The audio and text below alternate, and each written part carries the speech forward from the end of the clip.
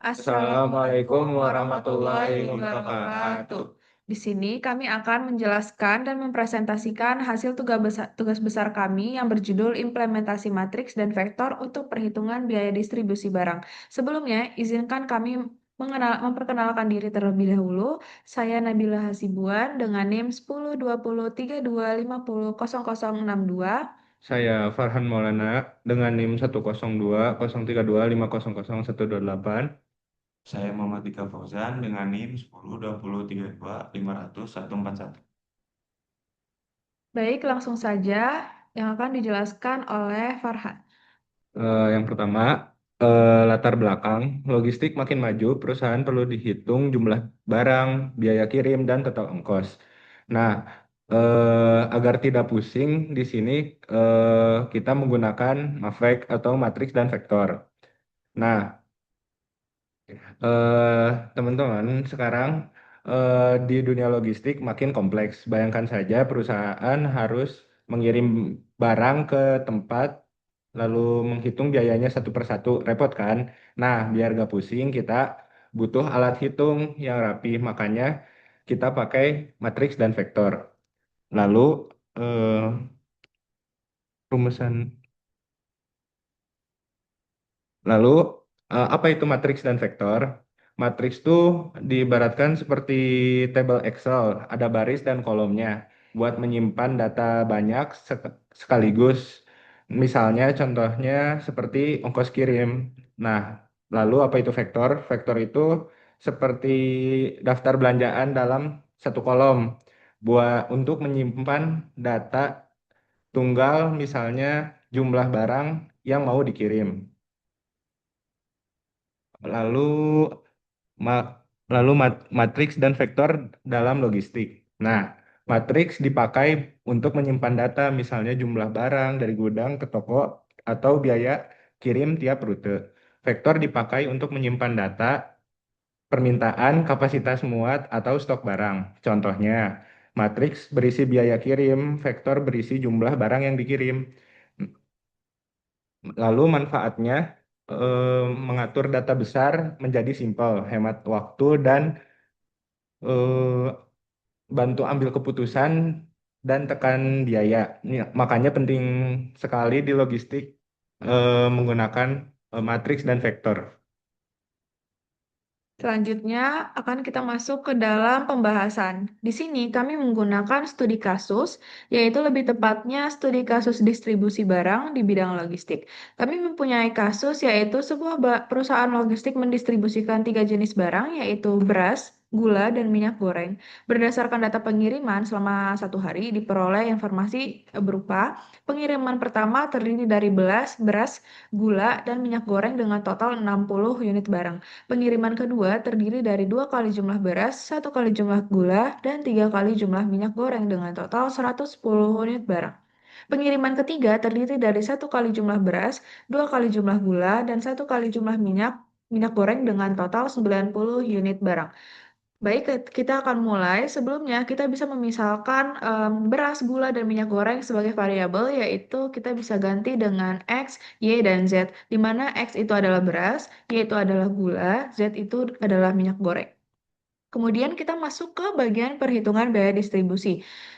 Dengan pernyataan seperti di atas, kita bisa membentuk suatu persamaan linear, di mana dengan diketahuinya variabel dari beras, gula, dan minyak goreng, kita bisa membentuk sebuah persamaan linear seperti berikut, yaitu ada X plus Y plus Z sama dengan 60 unit, 2X plus Y plus 30Z sama dengan 110 unit, X plus 2Y plus Z sama dengan 90 unit. Persamaan ini didapatkan dari pernyataan yang ada pada kasus. Kemudian kita bisa membentuk sebuah vektor dari hasil persamaan yang telah kita buat tadi, yaitu Q sama dengan 60, 110, dan 90. Dengan keterangan pengiriman pertama sebanyak 60 unit, pengiriman kedua sebanyak 110 unit, pengiriman ketiga sebanyak 90 menit. Kemudian kita masuklah ke bagian materi dari SPL pada matriks dan vektor, yaitu dengan menggunakan SPL yaitu AX sama dengan B, di mana kita bisa mendapatkan bentuk vektor A ini dari persamaan linear di atas.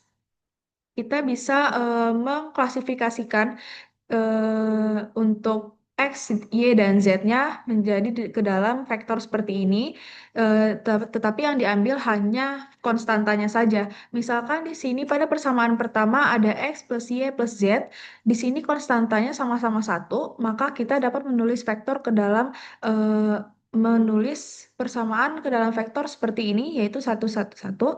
Dan pada persamaan kedua ada 2, 1, 3, maka di sini didapatkan 2, 1, 3, dan di persamaan ketiga 1, 2, 1, maka di sini kita dapat 1, 2, 1. Kemudian pada rumus X, di rumus AX sama dengan B, yaitu kita pakai variabelnya, yaitu X, Y, dan Z. Kemudian B-nya adalah total dari hasil persamaan yang telah kita dapatkan, yaitu 60, 110, dan 90.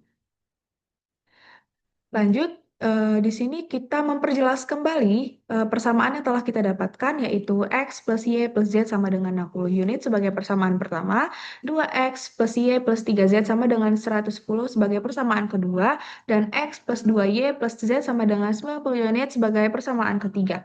Kemudian dengan persamaan yang telah kita dapatkan, kita bisa mengoperasikan persamaan berikut menjadi sesuatu hal yang bisa kita dapatkan hasilnya.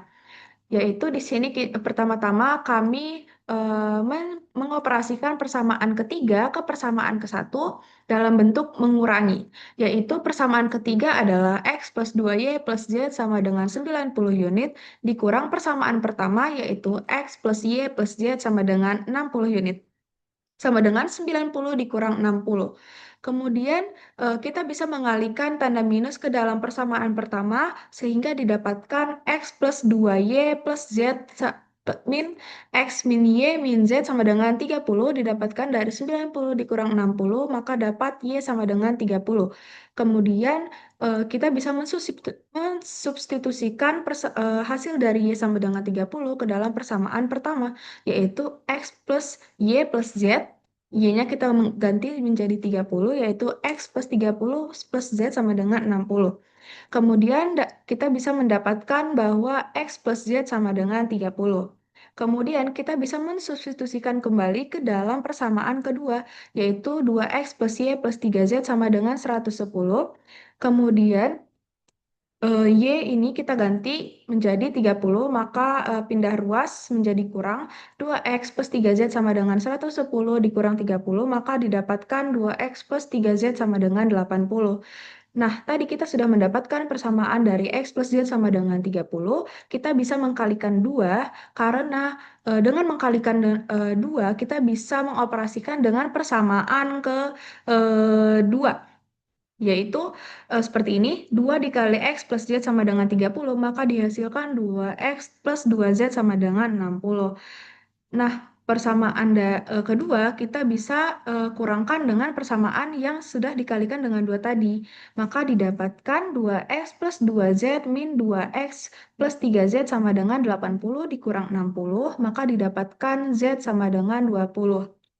Kemudian yang terakhir adalah mensubstitusikan persamaan X plus Z sama dengan 30 dengan Z yang telah kita dapatkan. X plus Z sama dengan 30, X plus 20 sama dengan 30, pindah ruas menjadi X sama dengan 30 dikurang 20, hasilnya X sama dengan 10. Teman-teman, dari perhitungan tadi kita telah mendapatkan hasil akhir, yaitu di mana kita bisa mengetahui nilai variabel dari Y, kemudian nilai variabel dari X, dan dari Z. Maka kita dapat menyimpulkan bahwa beras didapatkan sebanyak 10 karung, gula sebanyak 30 karung, dan minyak goreng sebanyak 30 dus. Selanjutnya, bagian analisis akan dijelaskan oleh Dika. Oke, baik. Dalam studi kasus ini, jadi terdapat 3 jenis barang yang dianalisis, yaitu beras, gula, dan minyak goreng. Ketiga beras tersebut dinyatakan sebagai variabel matematika, yaitu X untuk beras, Y untuk gula, dan Z untuk minyak goreng. Berdasarkan data pengiriman yang tersedia, diperoleh 3 persamaan linear. yang mewakili hubungan antara jumlah barang yang didistribusikan persamaan tersebut kemudian disusun ke dalam bentuk matriks. Penggunaan matriks sangat membantu karena koefisien dari setiap variabel dapat disusun secara sistematis, sehingga proses perhitungan menjadi lebih mudah, lebih terstruktur, dan lebih efisien. Melalui metode penyelesaian sistem persamaan linear, diperoleh hasil bahwa nilai X sama dengan 10, Y sama dengan 30, dan Z sama dengan 20. Artinya, mendistribusikan 10 karung beras, 30 karung gula, dan 20 dus minyak goreng. Dari hasil tersebut, dapat diketahui bahwa gula merupakan barang dengan jumlah distribusi terbesar, yaitu sebanyak 30 karung. Sementara itu, beras memiliki jumlah distribusi terkecil, yaitu 10 karung. Sedangkan minyak goreng berada di posisi tengah dengan jumlah distribusi sebanyak 20 dus. Hasil ini menunjukkan bahwa metode matematika dapat digunakan untuk menentukan nilai yang sebelumnya belum diketahui hanya berdasarkan data yang tersedia. Dengan kata lain, SPL membantu perusahaan memperoleh informasi yang akurat mengenai jumlah barang yang harus didistribusikan. Selain itu, penggunaan matriks memberikan keuntungan